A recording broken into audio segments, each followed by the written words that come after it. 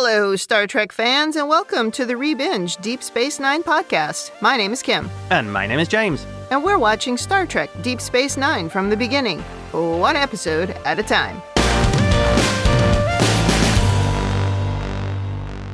Welcome back to the podcast. Today we are on Season 6, Episode 21, The Reckoning. This episode aired April 29th, 1998. Before we talk about this one, anything to say about last week's episode, which was His Way? Wasn't that one called High School Love Drama? Could have been. The best thing about that episode was Odo's tux. Yeah, he did look good in a tux, and he did really get into the piano playing. He did seem to enjoy himself, which actually is a good thing for Odo, I think. Yeah, because it doesn't happen very often. Yeah. Well, are you prepared for some DS9 whiplash?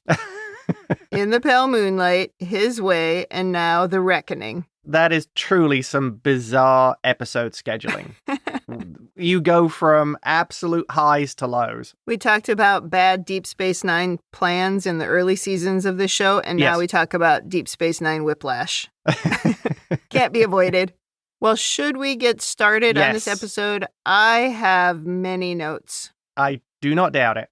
You know why. People have already said they can tell if we like or dislike an episode based on the length. That's not completely true, as we did the data, and I put the data on Facebook if you're interested. You are a data person. That's right. But when Kai Winn is involved and the prophets are involved, you know we're going to talk about it for a long time. Oh, yeah. So let's get going. Buckle up, people. This is going to be a long one.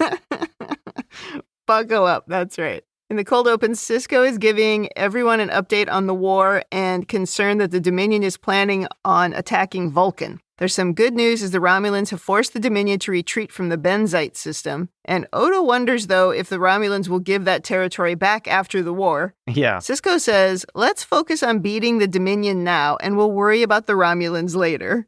It is a very good point. Often empires, when they liberate land, don't like to give it back afterwards. It worked for the Soviets after World War II. Sure. I am confident that I've said something similar at work many times. Like, yes, there are 10,000 problems after this one, but let's worry about this problem right now. It's a good leadership strategy because you need people focused on what can be completed, not on what can't. Otherwise, everything would just always be a disaster and you'd never get anything done. Julian was very positive in this as well. Was he? No, he was downer again. Oh, I almost fell for it. I ignored Julian in the scene. I only wrote down what Odo said.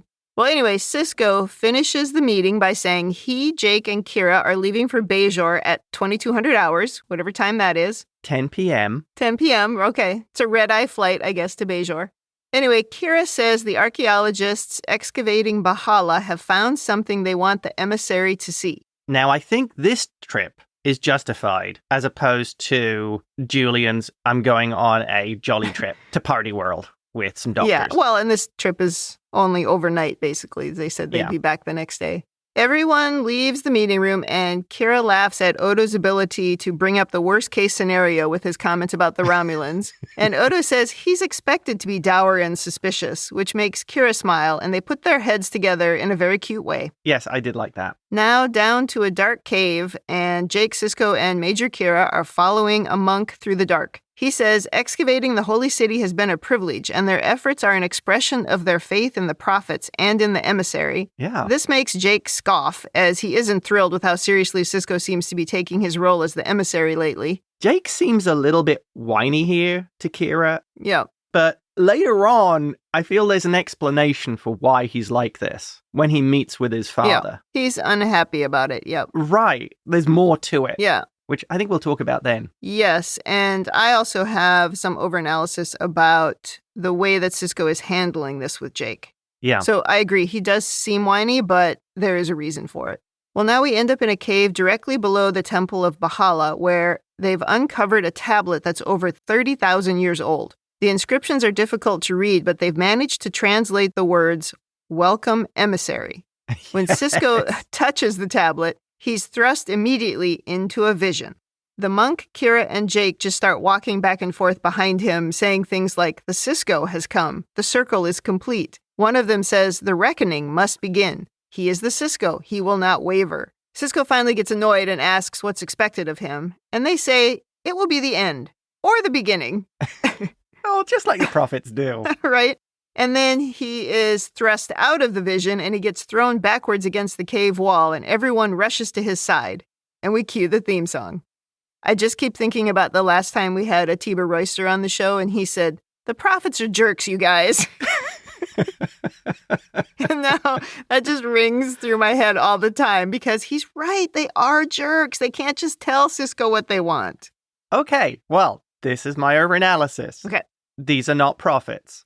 These are pah-wraiths. Oh. Notice that when they say this is the Sisko, one of them says he's corporeal, limited. Oh, like they're surprised. Like it was the first time they'd encountered him. Well. And I don't know how many times I've watched this, but this was the first time I watched it and went, oh, they're not prophets. Well, I hate to tell you that also happens in one of his wormhole visions where they say he's corporeal. Yeah. So it's possible that it is the prophets, but I think this is an excellent overanalysis. They seem surprised, which is why I'm going with these are pah-wraiths. Yeah.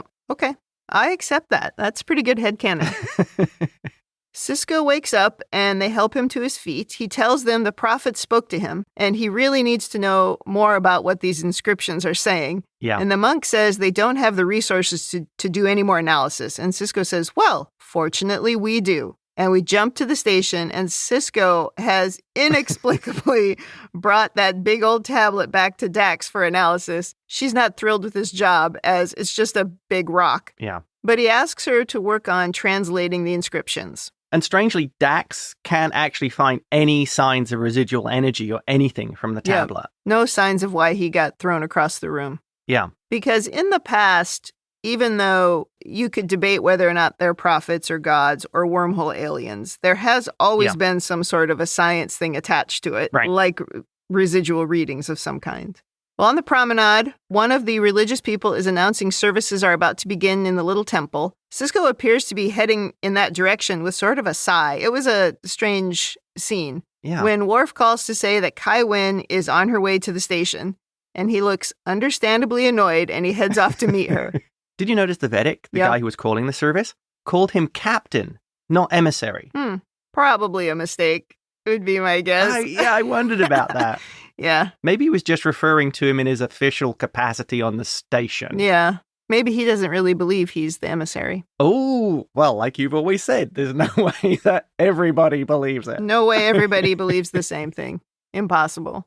So Sisko welcomes Kai Winn to the station, and she immediately complains about him removing an ancient relic from an archaeological site without consulting the Vedic assembly. Yeah. I agree. This seems like a bad move. I really can't fault Kai Winn in this scene. No. And, of course, Louise Fletcher is awesome. And that little bit where she seems really angry. Yes. Because she brings up how the Cardassians took everything they could as if it was their right. So you can imagine the sort of the sensitivity over having him take it off world without even asking. Yeah.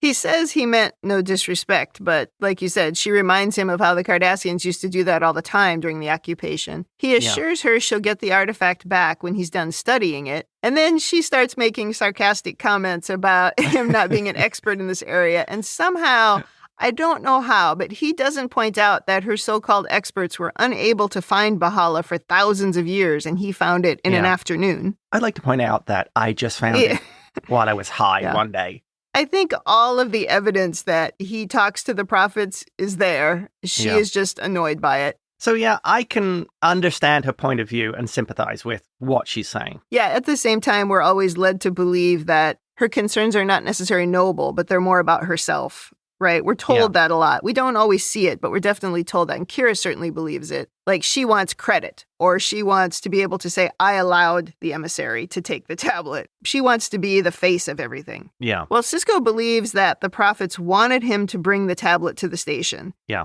She seems a little confused and asks exactly what the prophet said. And as always, it's... Confused? Yeah. Confused, she knew exactly annoyed. What she was doing. As always, Sisko says it's hard to explain because they're so foggy about their messages. Yeah. And then she reminds him that they've never spoken to her, so she doesn't really know how it works. But she had to have used the migraine trigger, so she must have had these weird visions. This goes back to something I brought up before. I don't think Kai Winn has. Maybe not. I think this is part of the problem. This is a big problem. Yeah. That just makes me think about many things. Because that makes her sort of a false prophet. And now you can't trust anything she says, which I guess that's the case anyway. Right. Well, she says, who am I to argue with the emissary of the prophets? Well, it's pretty much what you've done since the start, so, well. That is what she's done. Although look, folks, there's going to be a lot of analysis of this because our favorite episode from last season was Rapture, and there's so many connections to this. And so we have a lot of things that we have to say about this. But in that episode, she did say, and she couldn't deny any longer, that Sisko was the emissary. So she at least believes that much. Yes. It just irritates her that it's Sisko. I think we're seeing something here of how she's justifying her actions sort of to herself and her new strategy, which is, yes, he's the emissary, but he's not doing the things that the prophets want. That's true. That's, I think, her new strategic action here. That makes a sad amount of sense. And we see that repeated through this episode. Yes. Well, after saying, who am I to argue with the emissary, in the very next scene, we learn exactly who she is, as Sisko tells Dax that Winn went from their conversation to lodging a formal complaint with Starfleet. So Admiral Stuffed Shirt Ross called, telling Sisko to give the tablet back. She reminds him of the time when he wasn't so comfortable being the emissary, and he called the prophets wormhole aliens. Right. He says it doesn't matter what you call them. They exist outside of time, and over the centuries, they've given the Bajorans glimpses of their future to help guide them. Yeah. So he really wants to know what's on this tablet. If there's something there that will help him avoid mistakes and make the right decisions, then he says he'd be a fool to ignore it. Oh, completely. He knows the prophets have a relationship with Bajor that stretches over thousands of years, and they seem to care what happens to Bajorans. He doesn't intend to return the tablet until he understands what it means. Dax does get something from the computer that says, the time of reckoning is at hand. The prophets will weep. Their sorrow will consume the gateway to the temple. Oh. And Dax says, isn't the gateway to the temple Deep Space Nine? Uh-oh. A little bit worrying there. Dramatic ad break. And it's also, for the prophets, very direct. Yeah, for a change. I did like the way Sisko reacted when Dax brought up how it used to make you uncomfortable being this religious icon. Right. And just the way very quietly he says, not anymore. I enjoyed the whole scene. You've seen the change in Sisko between being really reluctant and very much now accepting the role, even if Starfleet and everyone else is a little bit more cautious about it. Was the last time they talked about it that scene where Dax said, I think I'd enjoy it. Remember? I think I'd like to be a religious icon. Yeah, I think Dax would. I totally agree. I think she would. And that bit about the Dominion fleet of how he asked and they did listen. Yeah, that's big news. Now Odo, Julian, and Worf are at Quark's discussing this ominous translation and wondering if it's something terrible or just another riddle. Well, Odo does point out the Bajoran prophecies have an odd way of coming true. It's so true. Worf says the captain is reserving judgment until the entire tablet has been translated, and Julian thinks it's all ridiculous. He says nothing is going to happen. But unfortunately, right at that moment, there's a rumble and the station shakes. They look out the window and they see the wormhole open. There's another rumble, and then the wormhole closes without anything coming through. Might be a message of some kind. Bashir was pretty dismissive until things started to shake. Yeah, that's scary. An earthquake on a space station. On a space station. Ugh. I guess there's nowhere for it to fall. It's not like it's in orbit around Bajor or something and it's going to crash to the planet. I don't know what happens. It could just be ripped apart by gravimetric waves. Exactly. Well, now Odo is watching Major Kira eat a plate of melon, the go-to food on Star Trek. Some grapes on there as well. She wishes she knew more about what the reckoning actually is. Odo says if the prophets want the Bajoran people to follow a specific path, they should just provide more specifics. As everybody else watching the show believes. Yeah, that's just not how religion works. At least, certainly not this religion. Kira wonders how people make it through the day without faith. And Odo says he has faith. He has faith in Major Kira. It's very cute. Aw. Yeah. In Sisko's office now, Winn has arrived to report on flooding, earthquakes, and tornadoes on Bajor. She says the prophets are angry because Sisko took the tablet from Bajor. Yeah, and Sisko says about how Bajor is being directly affected by the instability of the wormhole. Yeah. Although I feel like a single tornado, a single earthquake, and a single flood on an entire planet doesn't seem that bad. Well, maybe it's the fact that they're all happening simultaneously, and maybe they're out of season. Yeah. You know, they're having it now. Must be. Well, Winn has a formal request from Shakar to turn over the relic. Sisko says, you must have been very persuasive. This is the first time you and Shakar have agreed on anything. That was so funny. The way he's like happy and grinning. It's like, wow, I've actually brought you together on something. Well, then she says if he denies the request, the relationship between Bajor and the Federation will be damaged. And so he kind of half smiles now, saying the tablet will be on its way to Bajor on the morning transport. And Kai Winn says, as will I. And she leaves. Now, I saw that in some ways as Sisko's reaction is almost like looking at this as a win. We've got two people who've never agreed on anything, and I've actually managed to bring them together. They've actually managed to talk and not fight. Well, maybe at the beginning, but at the end, he was smiling through gritted teeth. You think so? Oh. Yeah, because he doesn't want to give up the tablet. Yeah. But now he recognizes he has to. So he's off to tell Dax to speed it up. And by the way, she finally says that she could just work off of a hollow image, which you have to wonder why we weren't doing that from the beginning. Yeah, they don't have cameras in the future. Yeah.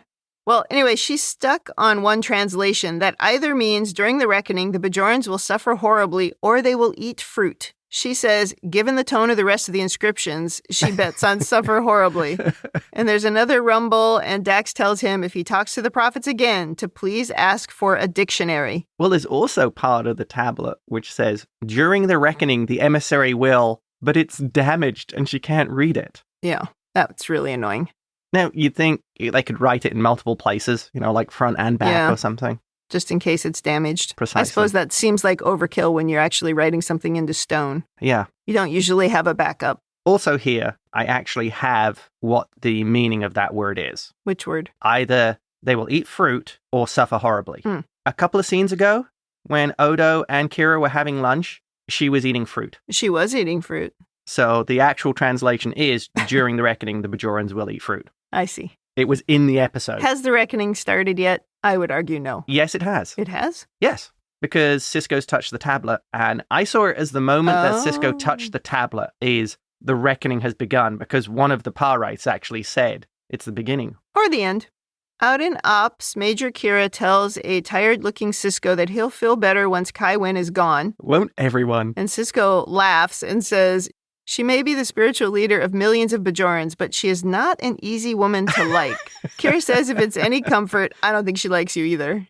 That made me laugh. He agrees he should have consulted her before taking the artifact, but he knew she would have stopped him. Kira feels sorry for Kai Winn. She devoted her life to the prophets, even became Kai, but she has to share the role with the emissary. Kira says, and to make matters worse, he's not even Bajoran, and she can't forgive Sisko for that. Yeah. She thinks Kai Winn is jealous of his relationship with the prophets. And Kira says she's a little envious too. She says it's a rare gift that you speak to the prophets and that they listen to you. Yeah. And Sisko says, I never even asked for that. And Kira says, well, I guess that's why I don't resent you. But the Kai does. Yes. And Sisko says, well, I guess I'll keep that in mind. Couple of things here. Yeah.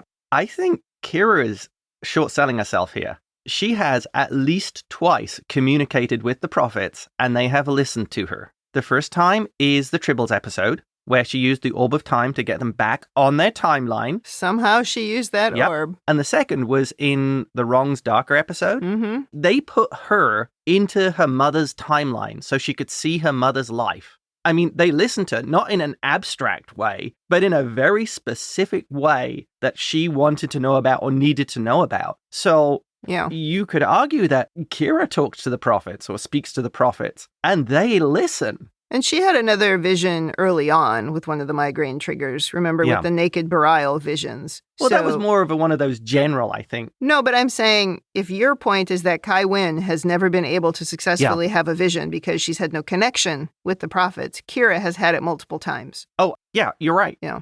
And I think most importantly, they've been very specific to her. Right.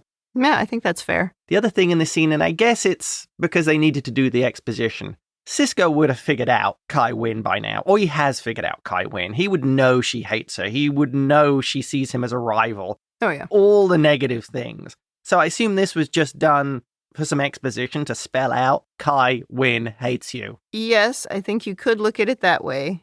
But I also think it shows a little bit of camaraderie between the two of them. Yeah. And it is maybe a way that Kira had of being able to share this information with him about herself. This is a good communication technique, right? Yeah. Is that I'm going to wrap it in a story about somebody else, but I'm really telling you about myself. Yeah. And so she gave him this important information that she also finds that she's envious of his ability to have sort of conversations with the prophets. So, but at the same time, she isn't as dangerously jealous as Kai Winn is because she recognizes that it's not what he asked for. So I feel like it was a communication technique. Okay. That's a good analysis. This is the kind of analysis we weren't able to do in the previous episode with the stupid singing hologram.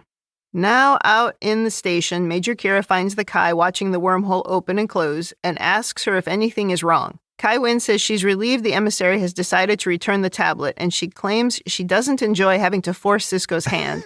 But Kira doesn't buy it. Kira knows exactly what Kai Winn is all about. She's known since the end of season 1. Yeah, but even if she did something magnanimous or positive, Kira wouldn't see it that way. Oh, no. Which I think is something interesting to talk about later. It's obvious to Kira that Kai Winn is annoyed that Sisko just does stuff without getting her permission, which then means that she's not able to take credit for it.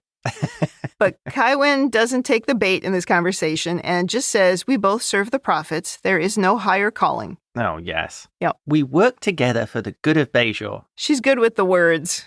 Oh, yes, she is. Yeah. And as well, when Winn says, next time there's a disagreement, he'll consider my wishes more thoughtfully. Oh, yeah. That's doublespeak at its best. Typical. What she means is, he'll do what I want him to do. He'll do what I tell him. Except he never will. And she wraps it all in, we both serve the prophets. Yeah, well, she's always wrapped, since the beginning, she's wrapped her negativity in the will of the prophets. I mean, it's funny because at the beginning, Kira, remember, was envious of Kai Winn's faith until she had that horribly rude awakening of what Winn really was. Mm-hmm.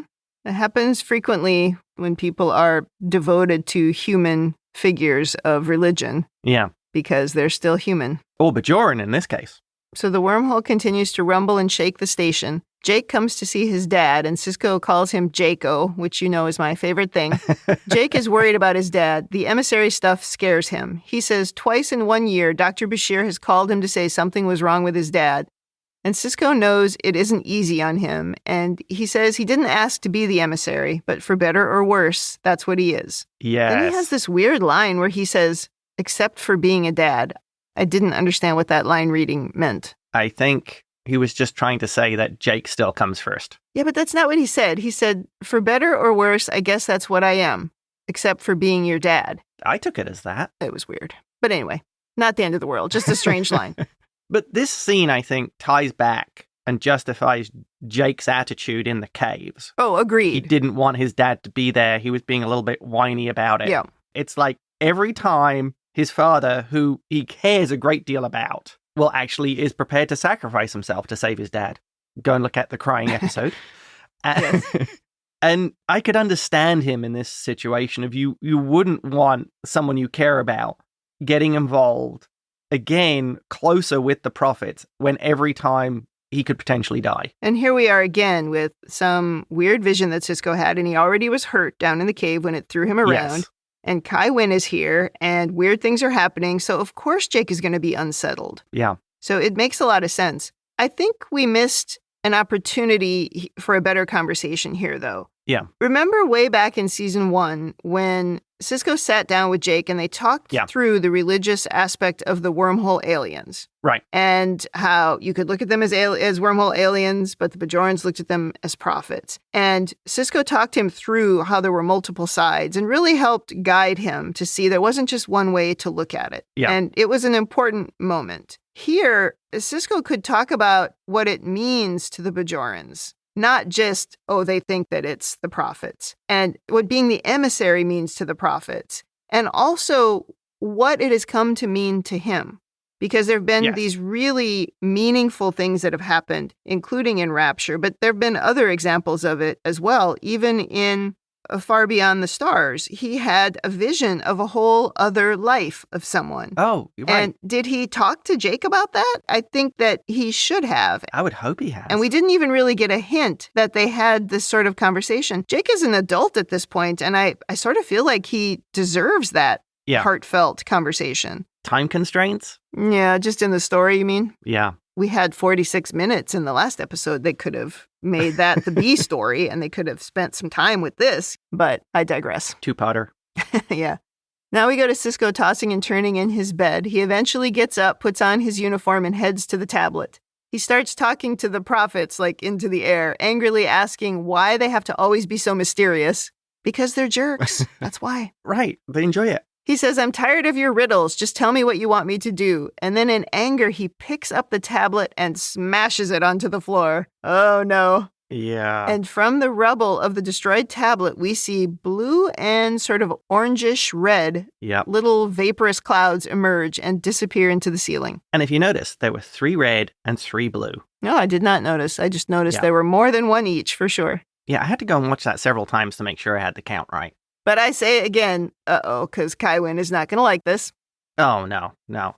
Well, sometime later, Sisko has called Dax and Odo to look at the smashed tablet. And Sisko says he had an uncontrollable urge to smash it. And Dax says, oh, I get those urges all the time. Oh, Dax. She's in fine form. But she says, of course, I don't act on them. Yeah, she is in fine form in this episode. She's only got a few scenes, but she's very funny. Sisko should have blamed it on O'Brien's cat. Oh, yeah, the cat knocked it over. Oh. I don't know. His cat got in here, knocked it over. There are certain kinds of cats that just need to knock things over. Pinky, my cat? Yeah. Uh-huh. Well, Dax says she's not reading any residual energy signatures. Nothing on the station's internal sensors either.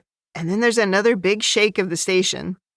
From Ops, Worf says, we just experienced a station-wide power drain. And Odo wonders if that drain is related to the energy discharges that Sisko saw. Yeah. Sisko says, this might sound strange, but I think the prophets wanted me to shatter the tablet. And Dax says, well, try explaining that to Winn.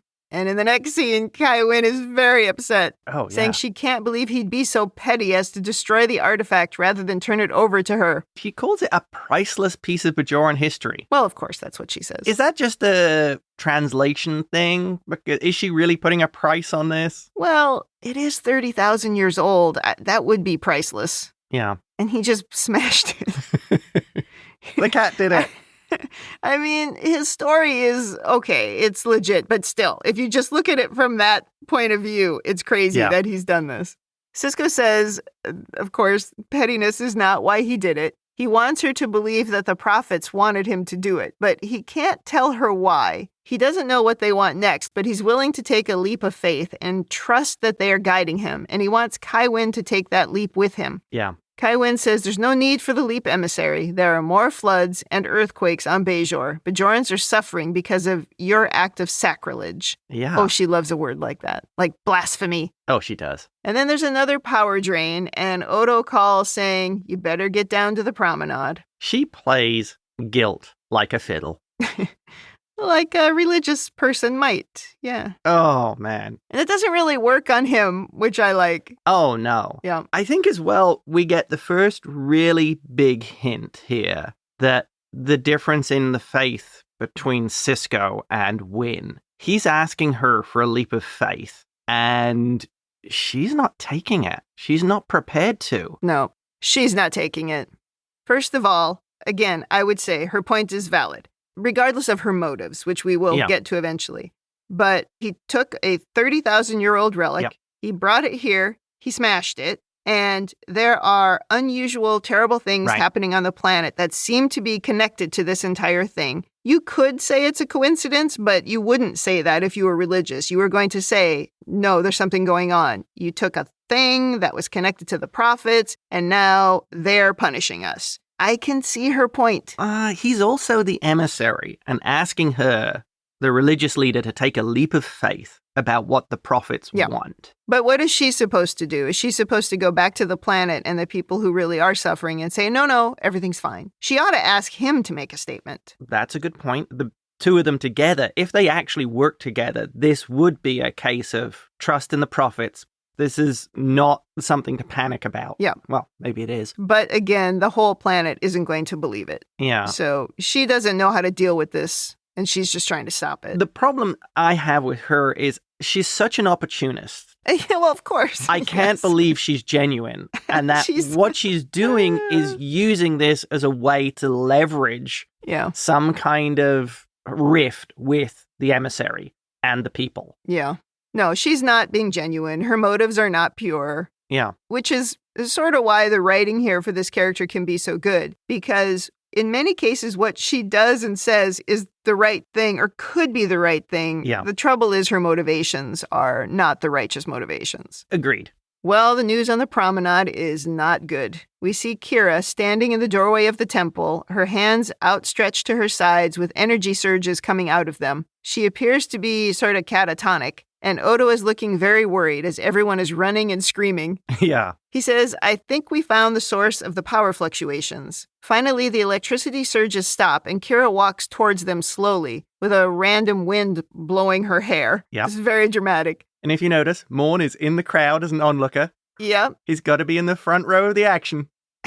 And things start exploding around her as she walks, especially in Quark's bar, of course. When she gets to Sisko, Kai Winn, and Odo, she says, I am the gatekeeper. No, that's not what she says. You're crossing the streams. We see that her eyes are all freaky, and she says, you are the Sisko. Yes. Did you notice she has blue eyes? Yes. Sisko stops some Bajoran security officers from brandishing weapons, saying, it's a prophet. Sisko asks why the prophet has taken this body, and Kira says, this vessel is willing.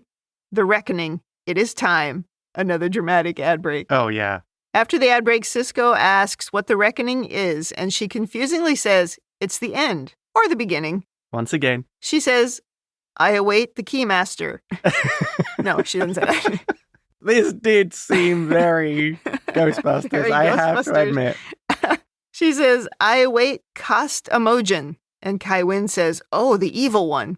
A pah-wraith banished from the Celestial Temple. There's to be a battle, and Bajor will be reborn. 1,000 years of peace. The Golden Age. Shabran's fifth prophecy, the rebirth. If the evil one is destroyed, it will bring 1,000 years of peace, the Golden Age of Bajor. But who will win the battle is not assured. Yes. So Sisko asks what he's supposed to do, and Kira says, the Sisko has completed his task. And then Kai Winn says, forgive my blindness, and tries to talk to the prophet, offering herself as a humble servant. She asks the prophet to speak to her, but Kira just says, I await their vessel. And Kai Winn says, speak to me, tell me what I should do. But Kira just goes into a sort of trance and stares at the ceiling. Yeah, and even when Kira the prophet says she awaits their vessel, she ignores Kai Winn. She isn't even talking at Kai Winn. That must really piss her off. She doesn't even acknowledge she's there. No. Or even look at her. Right in front of a prophet. She gets no attention, and it spoke directly to Sisko. Yes. By the way, we don't hear here what happens if the evil one wins. We only hear what happens if the good one wins. It could be the end or the beginning. I know, but we don't hear about the end. I suppose nobody wanted to write the prophecy of the end. Or you could also go back to my normal argument about the prophets, and they know everything that happens, and nothing that goes on here makes any difference, and the evil doesn't win, so they don't bother to write that down. Oh, right. Well, maybe if the evil wins, Bajor will be reborn, and they will end up with 1,000 years of peace. Oh, maybe. I suppose you could say that if the evil does win, the prophets no longer exist, so maybe they don't know what happens. Oh. Because the pah-wraiths wiped them out. Yeah. Oh, so many things we could come up with. Now in Ops, Sisko says we're evacuating. The station could be destroyed by this battle. Dax suggests not letting it be fought here, but Sisko claims to have no choice. Dax doesn't agree. If they flood the promenade with chronoton radiation and slowly increase the amount, it would give the wormhole aliens time to leave without being harmed. Dax says she just needs to press the button, but Sisko says no. Worf doesn't think they should risk the station, but Sisko points out that when he asked the prophets to help with the Dominion fleet, they helped, and now they're asking him to help. I think that is the very definition of you owe them one. You owe them this. Yeah. If that fleet had come through, the station, Bajor, and the Federation would all be destroyed. You're trading one station for the Alpha Quadrant. Pretty good deal. He says they need to fight this battle here, now, but he doesn't want to jeopardize anyone's life. Bashir asks if he's willing to sacrifice Kira if the prophets lose, and Sisko says the prophet did say she was a willing vessel. Odo completely believes that Kira would allow the prophets to use her as their instrument. Yeah, as he says, he has no doubt. Yeah. Which ties back to their conversation over lunch, when as she was preparing for the reckoning, she was eating fruit. But you could argue here this is why they didn't choose Kai Winn, because she's not really willing. even though she says that she is. Well, she says all the right things, yeah. She says the words, but they know she's not willing. Question here. Do you think that they asked Kira? Well, she doesn't say that later. Yeah. No, I'm going to go with if this is really a religion, and the prophets are really gods, they know what's in her heart. But what I'm implying here, because it probably comes from my own religious background, is this particular prophet knew what was in Kira's heart and mind. That she was willing to do this. Yes, because she truly has faith. Gotcha. Unlike Winn.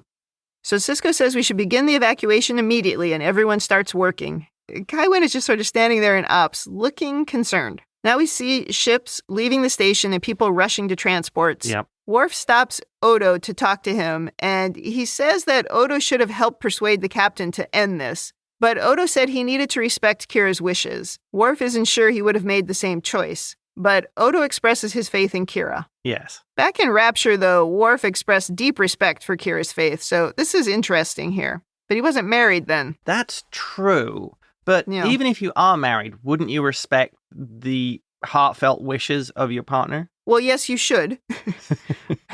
But I think we've established that Worf and Dax are not the ideal match. Well, they're a match. And maybe Odo and Kira are. They're definitely a match. Yeah. I just find it interesting that Worf being a person of faith and really understanding it, I'm surprised that he's surprised. It almost seemed like it should have been someone else who said this in this moment. Well, I think it might actually tie back to the Klingon heart story. Yeah, now they're one. Even Worf was surprised by the impact that had on him. Yeah, and also now they're one, and so... Yes. Which is why maybe it's tough to marry across religions. It just depends on your own personal beliefs. I'm going to say this is a weak moment in this otherwise strong episode. Yeah. I think this should have been a different character who said that. I get why they used Worf, because they could say about he wasn't sure if he would do that with his wife, but it could have been Miles. It could have been Sisko. Sisko wouldn't have made sense, but it could have been someone else. It would have been really good with Miles because his wife had been taken over by a pah-wraith. A pah-wraith. Yeah. Exactly. And as she described it to Miles, she knew about the cold hatred and fury. Yeah, he would have understood it more. Miles isn't even in this episode, is he? But they had to get something in quick, so. And they also wanted to give Odo the chance to express his faith and devotion, I think. Yeah. Well, which again, he did at lunch, where he said he had faith in her. Yep.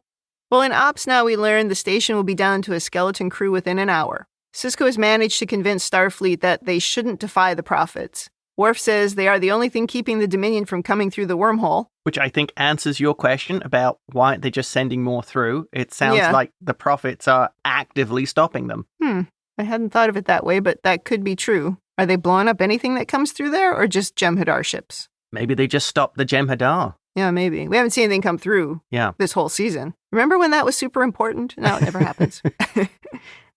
We focus on what we need to. If the prophets can actually see inside people's hearts, know what they're thinking, then any Dominion ships coming through, they would just go, okay, they're here for nefarious purposes, and they're gone. Well, they do seem to know the motives, and maybe they don't always understand motive because of time, but remember how much they knew about Zek when he was in the wormhole. Yes. So they can clearly understand what's in a person. They have learned to understand corporeals, so... These things are scary. Yes. Well, regardless, there's still no guarantee that the prophets are going to win this battle, so it's a bit scary. Odo calls now with news that there's a group of Bajorans on the promenade refusing to leave, and we find Winn praying with this little group. Of course, it's Winn leading a prayer circle. Yes. And Kira remains standing and staring toward the ceiling. Sisko interrupts the prayers and says these people have to go. Winn kind of says, well, you're here, why shouldn't I be here? And he says, I'm captain of the station, and I will do anything in my power to save it. And then he quietly says to her, you tell them to go, or I will. Oh. And so Winn disbands the crowd and tells them that they must go. Smooth move. He gives her an out. He does. This is why Sisko is such a great political figure. He can play these games way better than she can. Well, Winn congratulates Sisko now, saying, thanks to you, the prophet's victory is at hand. She says the golden age is upon us. The prophets and the people will be as one. Think of it. There will be no need for Vedics or Kais or even emissaries. That last bit is the bit she thinks is most important. She seems to.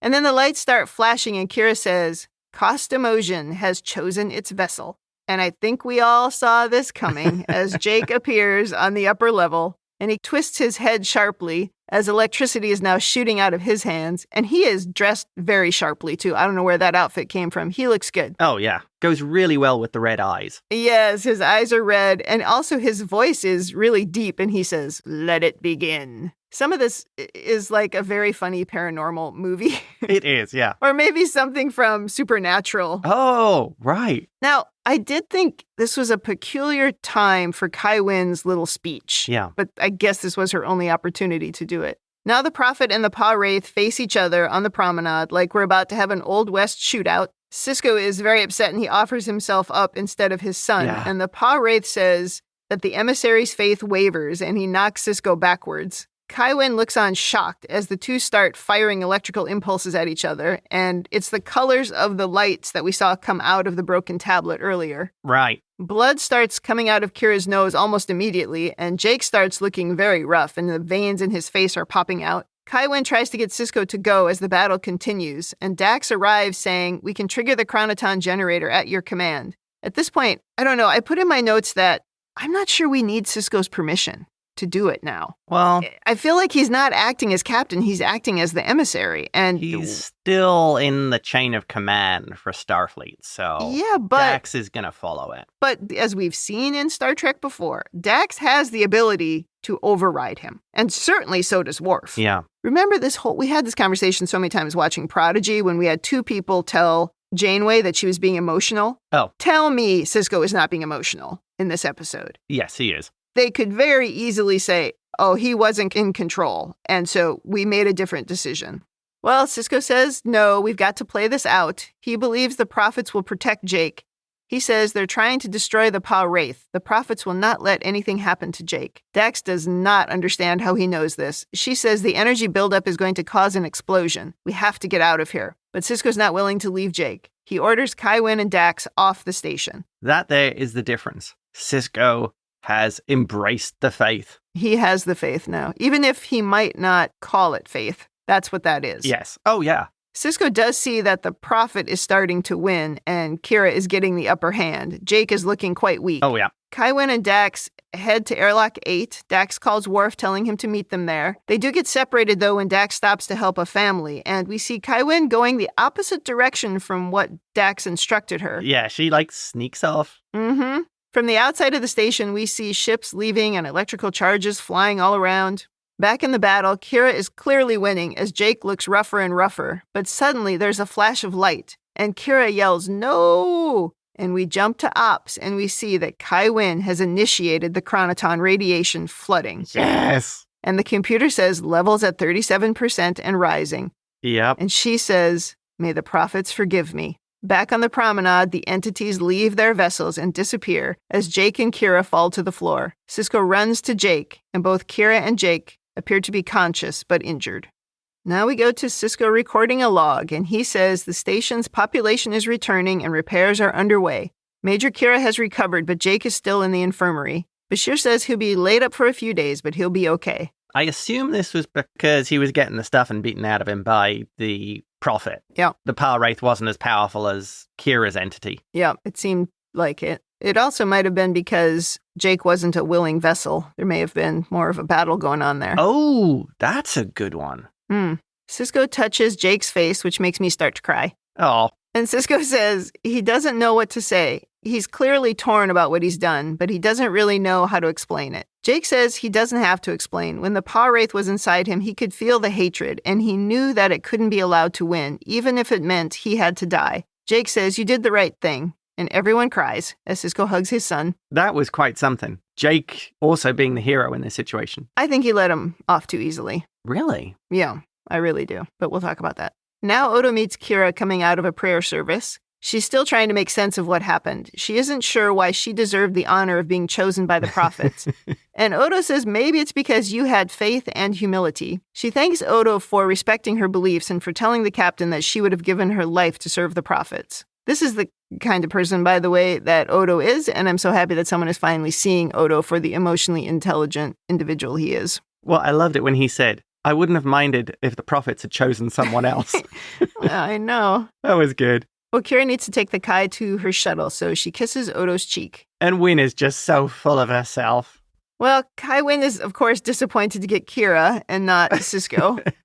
She expected that the emissary would want to thank her for preventing the destruction of the station and saving the life of his son. Oh. Kira's like, don't pretend you did it for the captain. But Kai Winn claims she did it for Bajor, and the proof is that the floodwaters have receded and the earthquakes have stopped. Kira assumes that she's going to take credit for that. Of course she is. But the Kai intends to take it as a sign that she did the right thing. Kira says you defied the will of the prophets, and you did it because you couldn't stand that a human, an infidel, had a stronger faith than you. The emissary was willing to sacrifice his own son to serve the prophets. But Kai Winn says, my faith is as pure as the emissary's. Kira thinks she's confusing faith with ambition, but Kai Winn says, I'm not confusing anything, child. You are. Oh no, Kira has her number. She is the definition of using faith to promote her ambition. Kai Winn says the prophets chose you as their instrument. That doesn't mean you can speak for them. She's like, only I can speak for them. Yeah. God says I can keep all the money. Oh, yeah. To use a long-term joke you and I say a lot.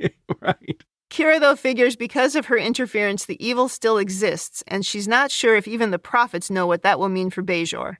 Kai Winn looks either annoyed or afraid, and she just turns and walks away. The end. I saw her as being annoyed that she was being questioned by Kira. As usual from Kira. I don't know why she even interacts with Kira. Kira just gives her a hard time about everything. Especially now with Kira, not only have the prophets listened to Kira in the past, but they actually chose her as their weapon. As a willing vessel. Yep. I mean, even those words must have irritated Kai Winn. This last scene, it's absolutely incredible. I watched it a number of times. I mean, it's two great performers who understand their characters so well, 6 seasons into this show. It's really good. And Winn is just on form. Yes. Everyone was on form in this episode. Louise Fletcher just delivers it perfectly. Yeah. You can just see the ambition and the hubris just leaching out of the character of Winn. She has this way of not sounding mad, but you know she's mad. Yeah. And she does it with just the gentlest of voices. It's probably a natural gift that Louise Fletcher has in just the way she speaks, but it's very effective. Oh, agreed. Well, before I ask you about overanalysis, I want to say that I typed in Keymaster into Google because I wanted to get the line from Ghostbusters. And I got the funniest thing. It gave me a definition of Keymaster. Do you know what a definition of Keymaster is? No, I do not. A person in charge of keys. Oh! Not a servant of Azul. I can't explain it. I laughed so hard when I read that. I'm like, oh, yeah, that's person in charge of keys. Yep. All right. Well, let's go from that into overanalysis. I have to tell you, I have many points. So we could be here for a while. Okay. Buckle up, people. This is the second part of the episode. We probably could have recorded a 2-parter. Okay. My first point is, Sisko was controlled by the prophets this entire time, right up until the point where he makes the decision, to evacuate the station. I think everything he was doing through this episode was subtly controlled by the prophets. Like where he says, I felt this urge to break the tablet. Yeah. I think that they're manipulating him in that way they do. I mean, I think that's legitimate. He just sort of gets these feelings and does stuff. Yeah. I was wondering when you said that if maybe one of those little clouds went into him, but probably not because we didn't see it come out at the end. We saw 6 come out and 6 go through the wall. Or he's just willing to follow the prophets now and he gets feelings and he follows them. That would also work. Urges. They're giving him hints. Which sometimes following an urge is not righteous. Yeah, Dax says you shouldn't act on them. Next thing. Now, the impact of this on Kira and Jake. Yeah. Kira is now touched by the prophets. She's been a vessel of the prophets. Wouldn't this have a significant impact on how religious Bajorans would look at her? Mm-hmm. This is separate from a vision or using one of the orbs. No, that's true. She was actually possessed by one. Yes. Well, you're going to get the people who don't believe it because they didn't see it. I think that would have a huge impact. But yes, you would think so. I guess it depends, right? It depends on all these prophecies. Like the reason they say they would follow Sisko is because the emissary is part of all these prophecies and whatever. but Kira's not part of any ongoing prophecies. So probably a little church has popped up to worship Kira. That's my guess. The vessel of the prophets. The vessel of the prophets. Yeah. Mm-hmm. And following on from that, so Jake's been possessed by an evil spirit. Yeah. Would the same apply to Jake? Would Bajorans be wary of him if a pah-wraith has taken control of him? I'm sure some would be, in the same way they would be about Keiko. Yeah. God, it's been so long since we've seen Keiko, I forgot her name. Yeah, they had to send her away because none of the Bajorans would trust her. Maybe that's why. I would just be worried that the pah-wraith is completely gone. Yeah. I do think it's an interesting juxtaposition between Sisko as the emissary and his son as the vessel of the pah-wraiths.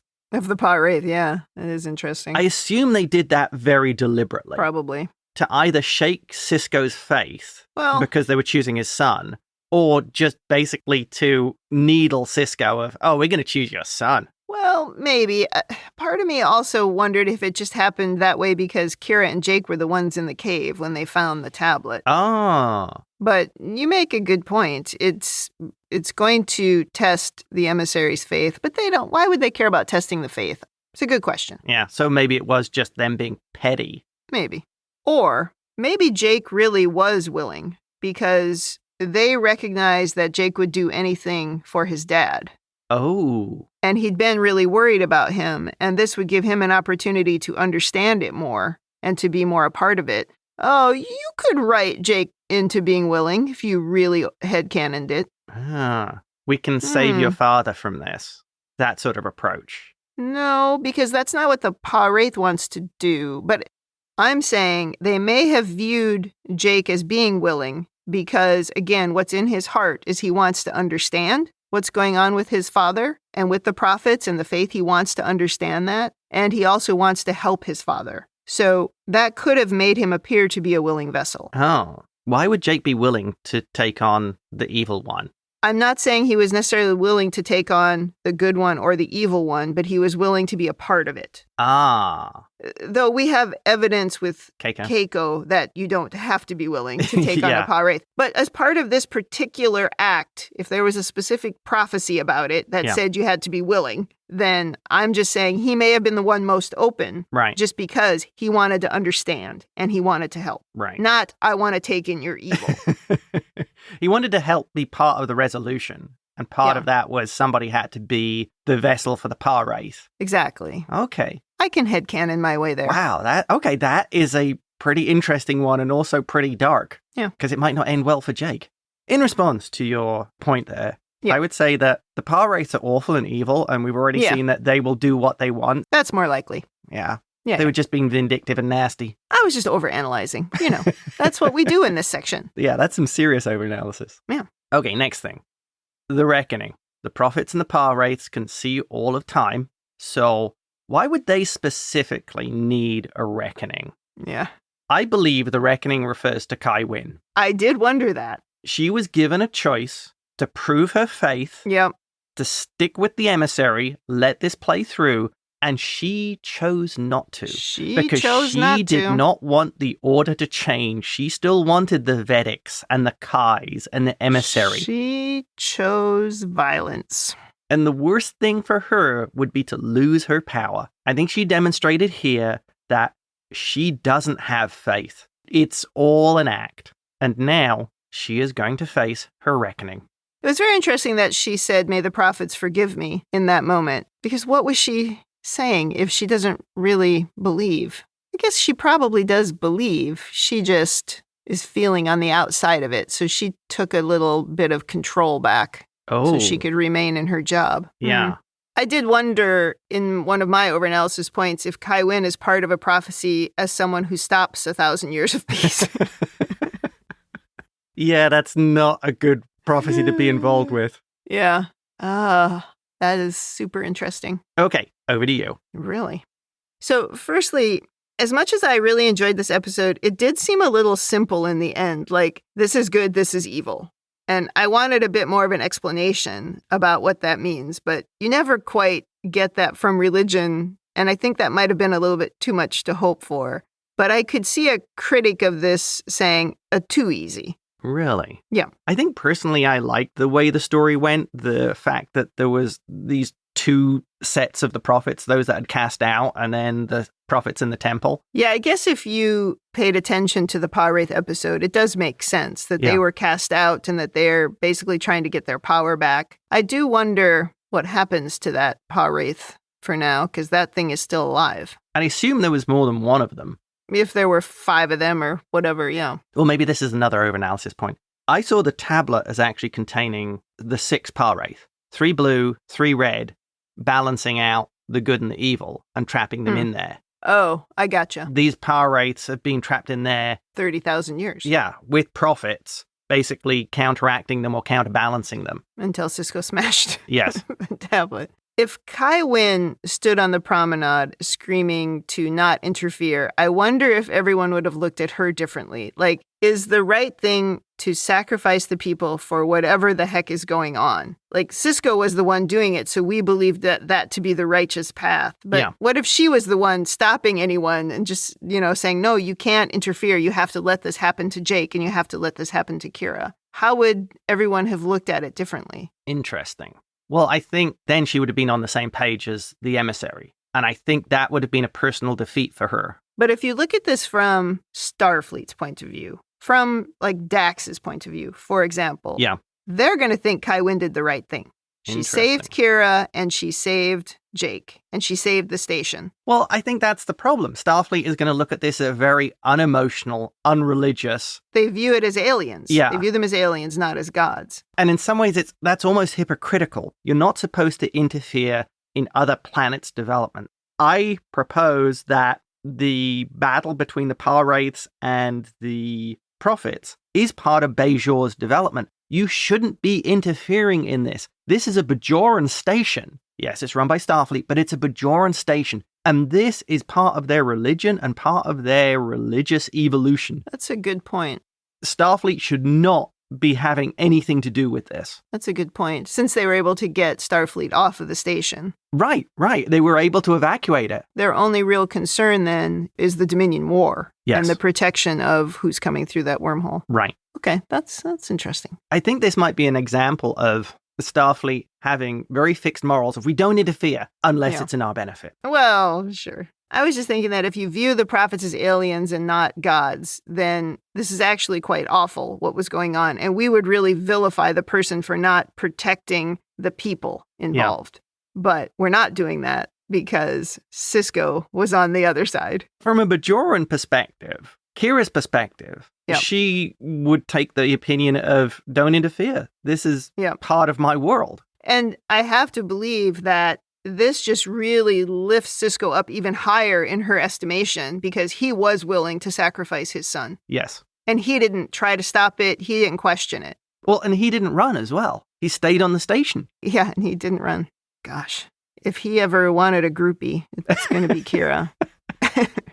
Okay, when the Kai makes that awkwardly timed speech about the Golden Age, meaning there will be no need for Kais or Vedics or emissaries, I wondered if the intent was just to give us doubts about her motives later. Like, I don't want to lose my job, I like being important, and maybe that was just the intention of the speech. Completely. But also, would she really say that out loud to Sisko if it was a thing that she didn't want? Like, if she didn't want that to happen, would she really betray her own motives in that moment? I think maybe her motives were evolving. Yeah, maybe, because she didn't know in that moment that the prophets were going to win. I mean, she said it, but she didn't really know. And when she left the battle, Kira wasn't winning. It had just started. So she didn't see that the prophets were going to win. So my point was she didn't really know what the outcome was going to be. All she knew is that things would remain the same if she stopped. And I think that was her evolving motivation.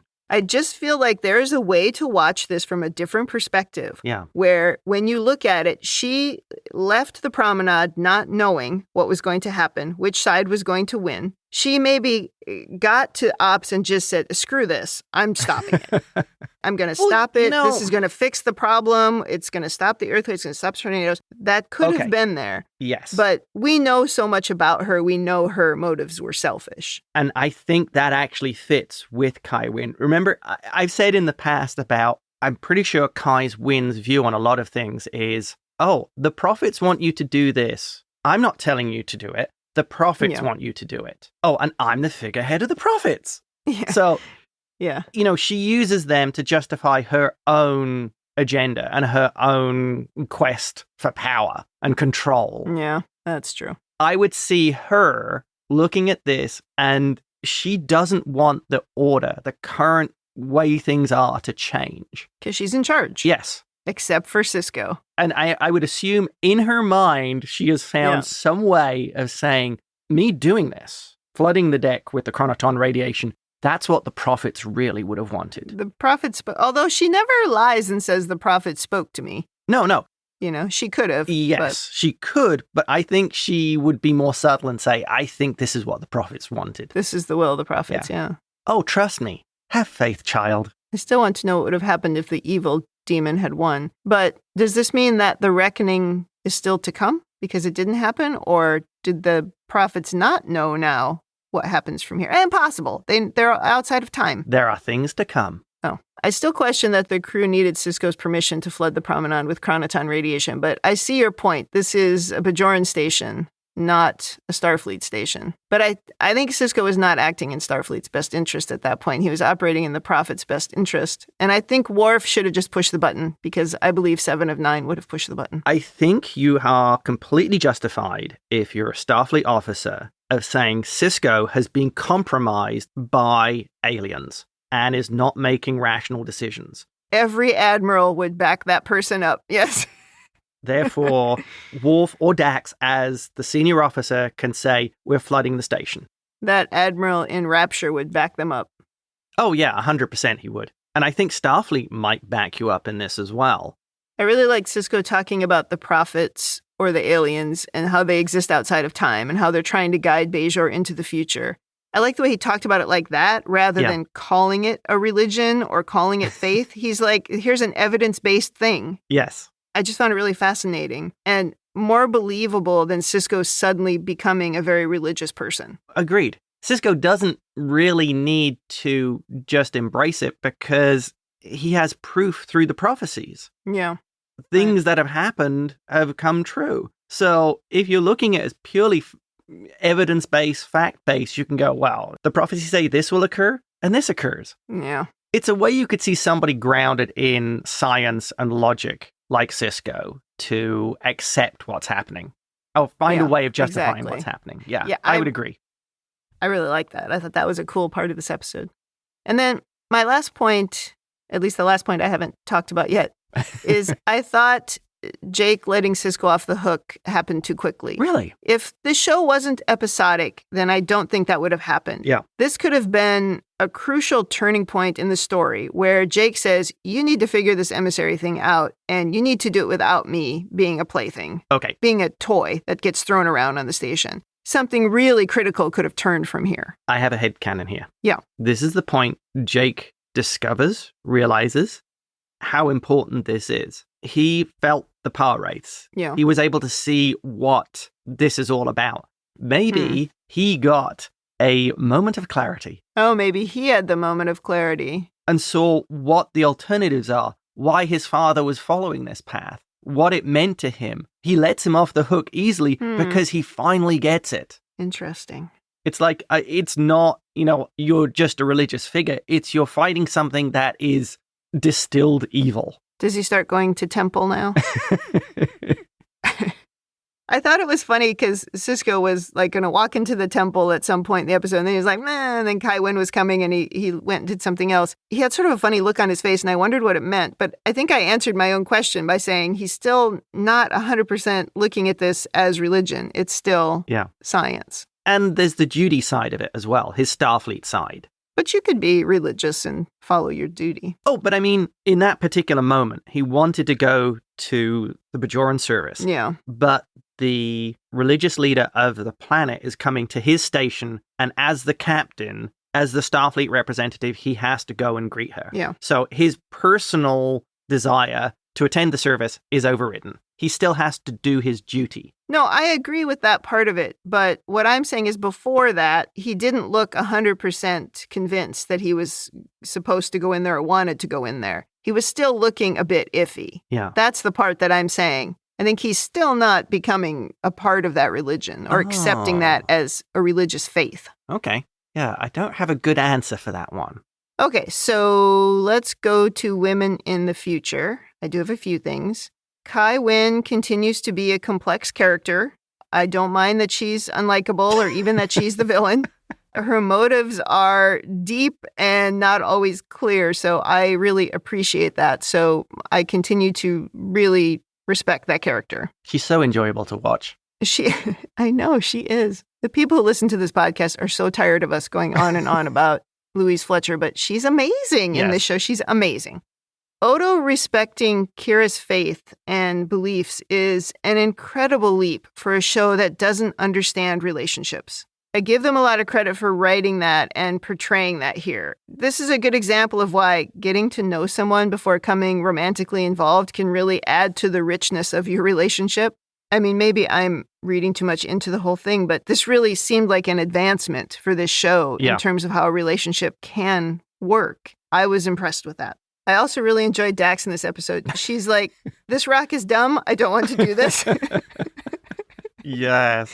And I know she complained about this on her podcast, Inappropriate Conversations with Jadzia Dax. Oh, it's been a whole week with this stupid rock. Well, in the previous episode, I found, she was not being a good friend. She was saying stuff in front of others that I don't think you do if you're a good friend, and I don't think she was written well. In this episode, I think she sort of falls back to her quirky self, and she's just like, ugh, oi with this rock already. She's wonderfully quirky. But she kept trying to get Sisko to do the right Starfleet thing. Yeah. She spoke up, and I don't know, I liked her in this episode. Okay, so that is all I have for women in the future. So let's go to rating.